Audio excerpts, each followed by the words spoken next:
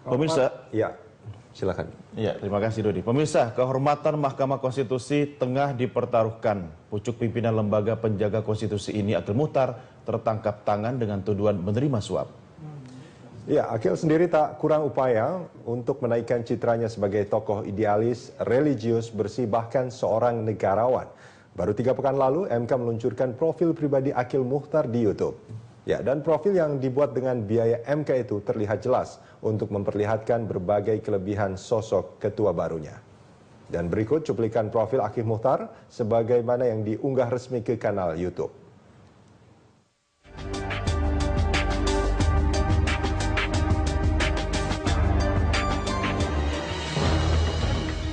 Salah satu dari 9 hakim yang dimiliki Mahkamah Konstitusi saat ini adalah Dr. H.M. Akil Muhtar, SHMH.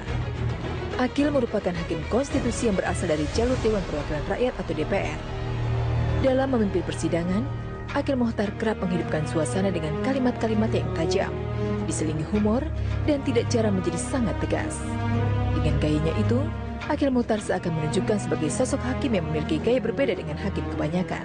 Ya, pada dasarnya saya orangnya senang guyon juga ya. Senang guyon, lalu yang kedua itu persidangan di MK itu kalau kita terlalu formal, itu kan bisa membosankan juga. Karena berhari-hari kita itu melakukan persidangan. Misalnya perkara pemilu kada itu kan orang datang dari seluruh wilayah Nusantara ini dengan karakter yang berbeda-beda. Nah, kadang-kadang memang ada yang lucu-lucu juga. Kan kadang-kadang kan kalau orang dari kampung itu dia merasa tegang. Ya kita guyon-guyon lah. Sebelum terpilih sebagai hakim konstitusi, Akil Muhtar merupakan politisi Partai Golkar yang populer. Karir politiknya dimulai dari daerah.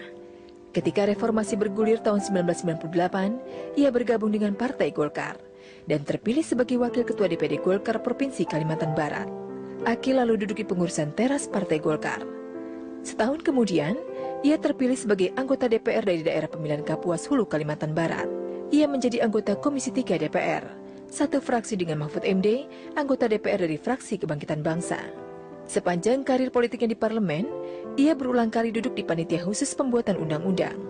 Ia juga pernah memimpin uji kelayakan untuk Kapolri, pimpinan Komisi Pemberantasan Korupsi, dan pimpinan Komisi Yudisial.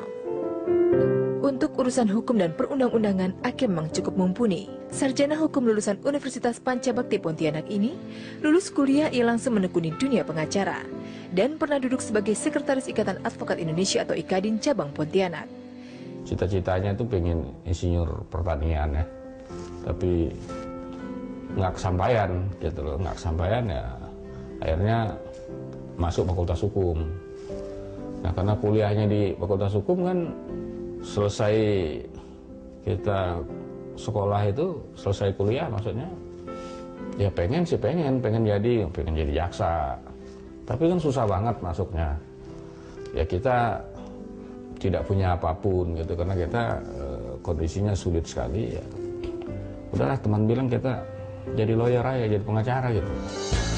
Menjadi hakim Mahkamah Konstitusi tentu sangat berbeda dengan menjadi advokat atau anggota legislatif. Ada norma-norma dan etika yang harus dijaga dan dipatuhi.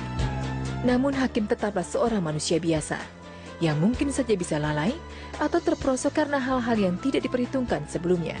Bagaimana Dr. Akil Muhtar menjaga hal itu? Akil Muhtar lahir pada 18 Oktober 1960 di Putu Sibau, ibu kota Kabupaten Kapuas Hulu, sebuah kota kecil berjarak 870 km dari Pontianak. Ujang, demikian ia disapa keluarganya.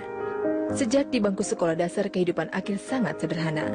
Bahkan ia kadang berangkat ke sekolah dengan telanjang kaki selama setengah jam ke sekolahnya. Ia baru bersepatu kelas 2 SMP, itu pun karena diwajibkan. Itu di ibu kota kabupaten saya, di Kabupaten Kapuas Hulu, kurang lebih 860 kilo dari Pontianak, ibu kota provinsinya. Itu 4 hari, 5 hari, 5 malam, itu baru bisa sampai ke ibu kota provinsi. Jauh, sangat jauh, dan tingkat sengsaranya tinggi sekali gitu. Akil Muhtar terpilih menjadi Hakim Konstitusi tahun 2008.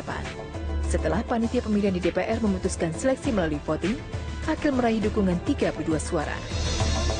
Keputusan Akil untuk mengikuti seleksi pencalonan hakim karena dorongan yang cukup besar dari teman-temannya di DPR. Ketika itu, batinnya menghadapi dilema.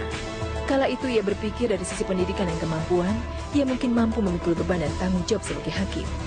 Tetapi di sisi perilaku, karena terbiasa dengan kebiasaan berekspresi, sebagai hakim tentu harus bisa lebih menjaga sikap.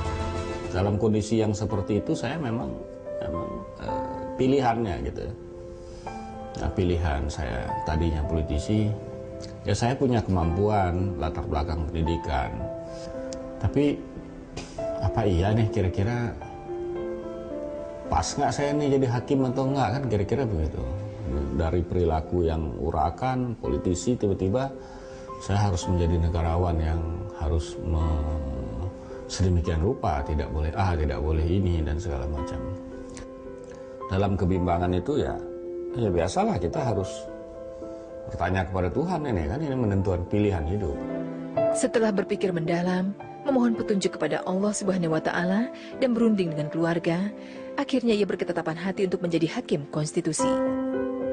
Baginya menjadi hakim bukanlah pekerjaan semata, melainkan sebagai sebuah pengabdian. Kalau kita dalam keraguan, kita butuh petunjuk ya, kita istikharah aja. Jabatan itu kan amanah. Kalau kita dalam mengemban amanah itu tetapi tidak mendapat dukungan terutama dari keluarga, tentu kan kita agak terbebani lah. Ini jabatan tidak main-main. Kenapa? Karena bisa mengatasnamakan Tuhan. Putusan yang kita bikin itu tidak bisa dilakukan upaya apapun. Nah, kalau kita melakukan kesalahan, maka tanggung jawabnya kan pasti kita yang tanggung jawab di hadapan Tuhan. Nggak ada lagi upaya hukumnya. Kebetulan saat itu saya lagi di Bandung menemani anak-anak. Jadi bapaknya nanyain bagaimana kalau saya menjadi hakim gitu kan.